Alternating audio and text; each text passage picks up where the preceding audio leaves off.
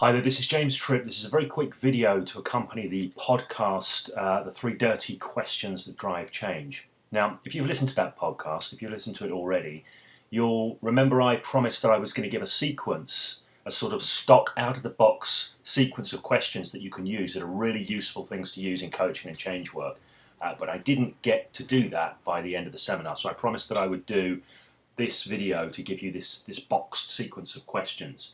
Now, I sometimes call these the essence of change questions, and the reason I call them the essence of change questions is because they are about taking a difference that has happened, a shift that somebody may have made during a conversation, during an interaction, and expanding it out and maturing it out and growing it out. And you can follow the process on by kind of future pacing it, by generalizing it into different situations in their future. That's an additional little bit of the process, but I'll give you the three the two basic questions that fill it out. Okay, so this is how it works. Imagine you've had a coaching conversation with somebody, or you've done a change work process with somebody. Once you've completed it, you ask one of two questions, and it depends on what you've just done as to what question you ask. If you've just had a kind of a coaching conversation, the question to ask is, what do you know now that you didn't know before? Okay, that's the question. What do you know now that you didn't know before? If you've just been working with a more psychoactive process, a sort of change work process, maybe a formal NLP process or a hypnosis process, I would recommend the question, what do you notice now that's different from before? So those are the two forms of the question. If it's more cerebral and conversational, what do you know now that you didn't know before? If it's been more psychoactive, what do you notice now that's different from before? Okay. Now, whatever the answer to the question is, you feed it back in. You feed it back in. And let me give you an example. If you say, what do you know now that you didn't know before? And the client or the person that you're working with or the person you're having a conversation with says, well, you know, I know that the problem just isn't as big as I thought it was. Let's imagine they say that. What you do is you feed that back to them. And you know now that the problem isn't as big as you thought it was.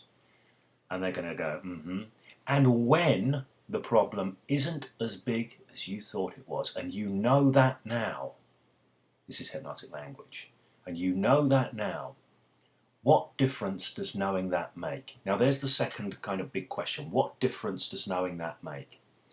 Now if you think about the structure of this, what it is, it's based on the NLP structure, the difference that makes the difference, or that kind of NLP slogan. Most people take that as a sort of slogan and nothing more. I look at it as a structure. We want to get difference, then ask what the difference makes. So what do you know now that you didn't know before gets the difference? Or what do you notice now that's different from before gets the difference? They give you the difference, you feed the difference back, emphasizing the positive qualities of it, and you ask, and when you know that, or when you notice that, depending on the original first question, what difference does knowing that, or what difference does noticing that make?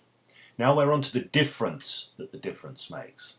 And they're going to feed you back more information. So let's say the person has said, I know that it's not as big a problem as I thought, and you know that it's not as big a problem as you thought. And when you know that, and you know that now, what difference does knowing that make? Well, I don't know. It just seems like, I don't know, I just feel like I'm able to just go and do it. Let's imagine they say that. I feel like I'm just able to go and do it. And you feed that back, and you're just able to just go and do it.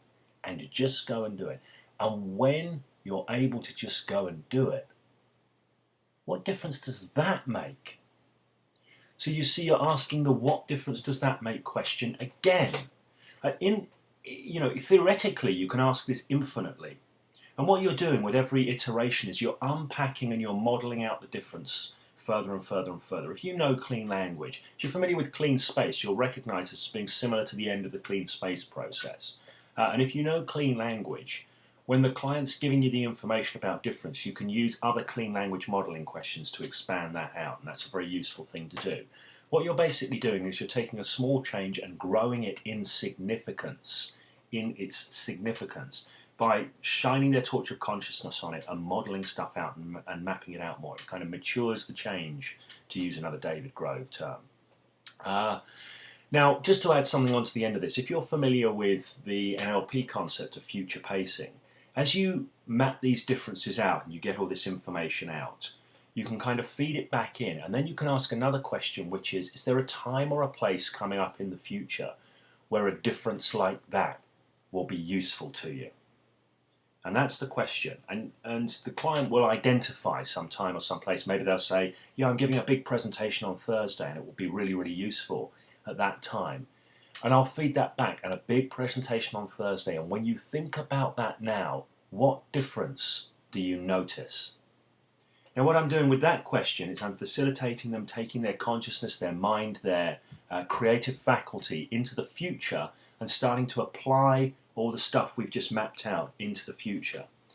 And I'll, expand that out. And I may ask if there are other times or other places. And this is a form of future pacing, but it's what I call a clean future pace, because I'm not telling them any way that their future is going to be. It's mapping out difference and then asking questions that lead them to apply that difference to their future in imagination with their creative faculty.